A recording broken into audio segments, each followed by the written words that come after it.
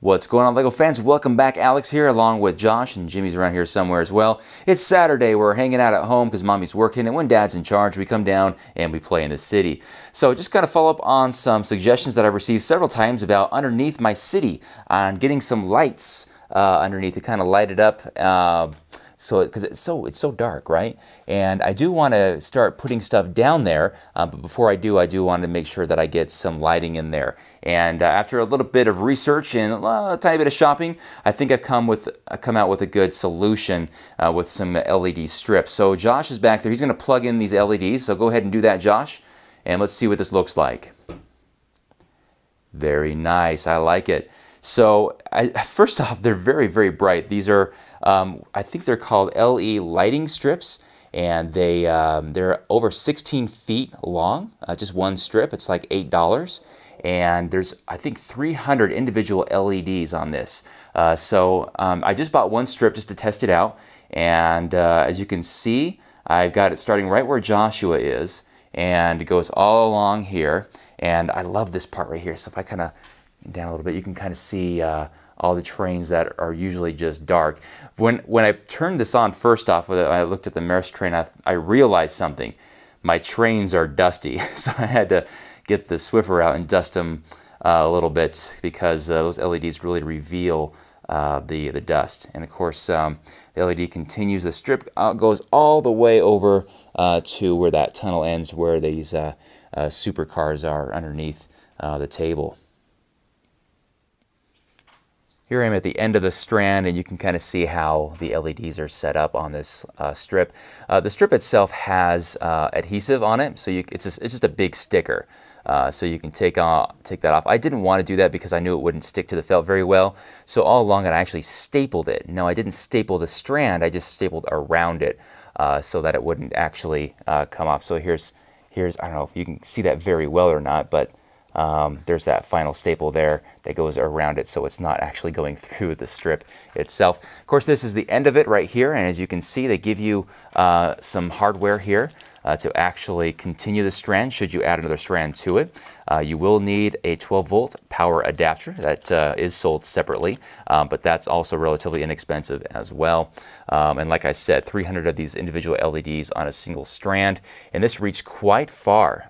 So as you can see, there's another, I could probably get one, maybe two more to fill the lighting underneath the rest of the city. I'll have it go in a big circle, maybe zigzag a little bit in this area right in the middle, and have it end where the strand actually began. Another thing that I realized when I had these lights in is how bright they are. They're very bright. In fact, I have the help of my my backlight here when I do videos. This helps light up the area so you can see a little bit better. I'm going to turn this off, and this is what it looks like by itself without that light. So as you can see, the trains underneath are actually lit up a lot more than the trains that are actually outdoors. But that's mostly due to the lack of light in this area of my basement. When they did my basement, they were only able to fit one can light here. So that's just kind of the way it goes. Let me turn this thing back on. And that's a little more balance, I think. Now we're going to have some fun. We're going to turn all the lights off in the basement. Now I know it's still daylight outside. But we're going to turn all the lights off, and we're just going to see how this looks with just the LEDs on. It's pretty cool. Thanks, Josh. Pretty cool. Pretty cool. Yeah. I think it's pretty cool, Dad. I do too. It's going to look really good when this is all finished. Jimmy. I'm Jimmy. So this really reveals a lot of areas that have a lot of opportunity. Like just this area right here that's so close. Man, I can put some buildings, a car lot, whatever in there. There's a lot of opportunity here for sure. Looks really good. I'm not sure how well the camera's picking this up, but yeah, I like this. Let me go back over here. Let me kind of back up a little bit.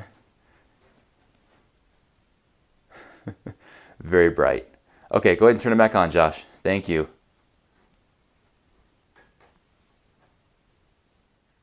Train yard takes on a whole new look with the LEDs installed. Let me kind of go over here to where the strand begins with the power adapter. Here's the power adapter. Right here it's an LE power adapter, and it just plugs into the strand right there, and that's where my strand begins. And you know, it's amazing. Just one strand does a great job on its own of lighting up the underbelly of the city. But once I get a strip or two more, it's going to really look good. All right, guys, that's going to wrap it up for this update of the LED lights underneath the city. Let me know what you guys think, as well as what you guys think should go underneath the city. I've thought about it, but I haven't really settled on an idea as of yet. I've thought about, obviously, you know, what would be really nice is getting my construction guys out, and this would be an appropriate place to put them. And also thought about getting my space collection out, like my Mtron, my Blacktron guys, Space Police, and setting them up perhaps under there or whatever. But let me know what you guys think. Obviously, a Batcave would be pretty cool. I do want to do that, but I've not really settled on an exact location yet. So anyway, some good things to come. All right, well, that is it for now. Hope you guys enjoyed this update, and we'll see you guys again in the very near future. We'll see you. Bye-bye.